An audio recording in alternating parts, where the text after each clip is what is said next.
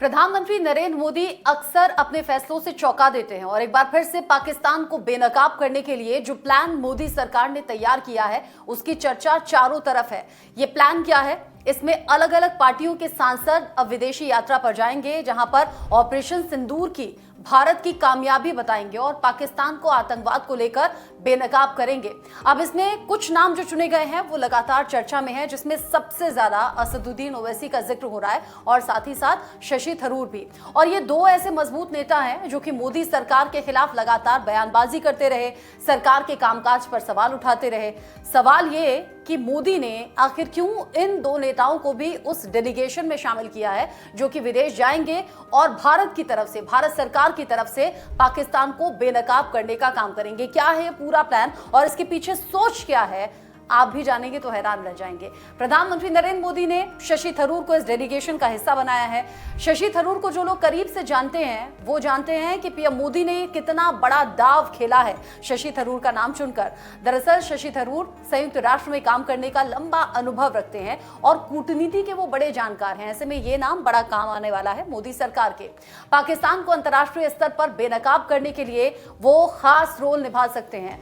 शशि थरूर जो कि शुरुआत से ही ऑपरेशन सिंदूर के फेवर में रहे हैं, पीएम मोदी ने उन्हें अब इस डेलीगेशन का हिस्सा बनाया है। लेकिन थरूर अपना काम काफी पहले से ही शुरू कर चुके हैं, क्योंकि ऑपरेशन सिंदूर के बाद वो लगातार भारत सरकार का सपोर्ट कर रहे थे। भारत पाकिस्तान तनाव के बीच शशि थरूर ने अलग अलग चैनल्स पर मीडिया के जरिए भारत का पक्ष दुनिया के सामने मजबूती से रखा है और इसके कायल भारत के कई नेता रहे हैं। इनफैक्ट प्रधानमंत्री मोदी भी शायद कायल रहे हों, इसीलिए शशि थरूर को इस डेलीगेशन का हिस्सा बनाया।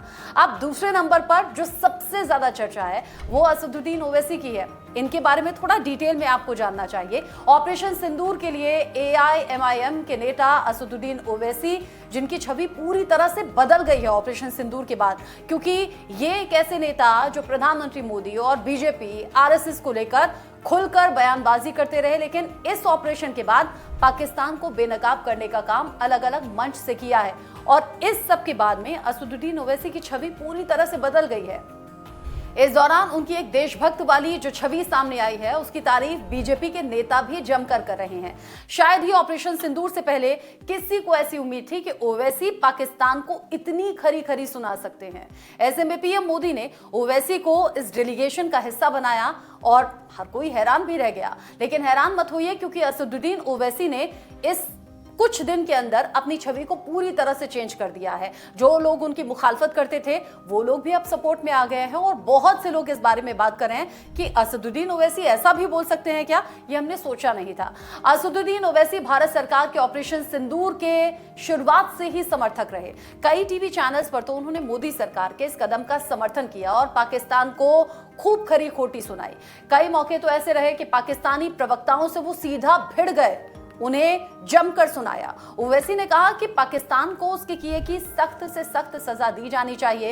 एक न्यूज चैनल को दिए गए इंटरव्यू के दौरान उन्होंने कहा कि देश उनके लिए सबसे पहले आता है, उनके दिल में जो होता है वो वही कहते हैं। लोगों को कई बार ये बातें अच्छी लग जाती हैं तो कई बार बुरी लग जाती हैं, लेकिन उन्हें करीब से जानने वाले ये जानते हैं कि हिंदू भी उनके दोस्त हैं और ऐसा उनके मन में कोई जहर नहीं जैसे कि उनकी छवि बनाई जाती है। ऐसे में माना यह जा रहा है कि मुस्लिम चेहरा होने के नाते ओवैसी को मुस्लिम देशों को साधने के लिए लगाया जा सकता है। दरअसल इंटरनेशनल स्तर पर अगर देखें तो ओवैसी की छवि एक पक्के मुसलमान की है।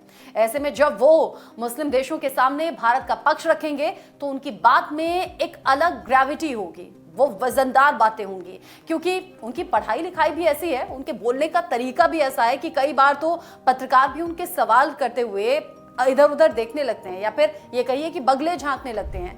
लंदन से लॉ की पढ़ाई की है, वकील रहे हैं और अपने तर्कों के लिए जाने जाते हैं, यानी कि तार्किक बातें करते हैं। ओवैसी एक राजनेता होने के साथ साथ काबिल वकील हैं जो अपनी बात को तर्क के साथ रखते हैं। आमतौर पर उनकी बात को काटना बेहद मुश्किल होता है। ये सिर्फ एंकर्स के लिए, पत्रकारों के लिए नहीं, बल्कि बाकी पार्टी के नेताओं के लिए भी मैं कह रही हूँ। ये खूबी उन्हें दूसरों से जुदा करती है। ऐसे में वो भारत का पक्ष दूसरे देशों के सामने बेहद मजबूती से रख सकते हैं। और ये पहला मौका नहीं है जब सभी भारतीय राजनीतिक दल आपसी राजनीतिक मतभेदों को दरकिनार कर एकजुट होकर अंतर्राष्ट्रीय मंच पर अपनी बात रखने के लिए जा रहे हैं।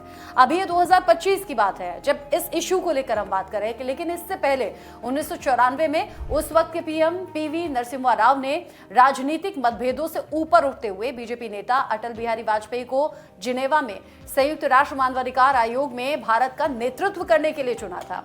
अटल बिहारी वाजपेयी के वहां पहुंचने पर पाकिस्तान भी हैरान रह गया था और अब असदुद्दीन ओवैसी और शशि थरूर जैसे नेताओं को इस डेलीगेशन का पार्ट बनाना ये मोदी सरकार के लिए और प्रधानमंत्री मोदी के लिए एक मास्टर स्ट्रोक कहा जा रहा है। लोग कह रहे हैं कि ये बड़ी अच्छी स्ट्रैटेजी है कि एक मुस्लिम नेता, एक पक्के मुसलमान नेता को मुस्लिम देशों में भेजना और ये बताना कि भारत ने आतंकवाद को जड़ से खत्म करने के लिए ऑपरेशन शुरू किया है और आगे भी ये जारी रहेगा।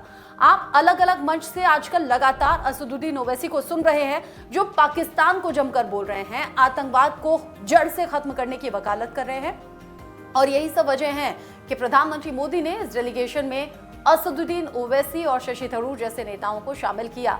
कई लोग तो पब्लिक डोमेन में ये भी बातें कर रहे हैं कि असदुद्दीन ओवैसी ऐसा लगता है कि आने वाले टाइम में बीजेपी का हिस्सा होंगे।